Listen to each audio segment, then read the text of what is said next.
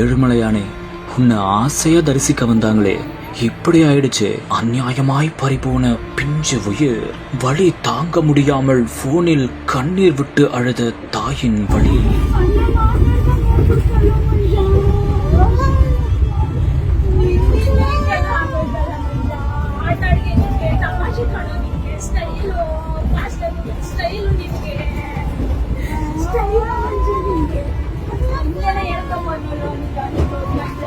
திருப்பதி ஏழுமலையானை தரிசனம் செய்வதற்காக பெங்களூரில் இருந்து திருப்பதிக்கு மஞ்சுநாத் என்பவர் காரில் குடும்பத்தோடு சென்றுள்ளார். அப்போது காசி பெண்ட்லா ஹெரிடேஜ் அருகே வந்தபோது ஓர் கோர சம்பவம் அரங்கேறியுள்ளது.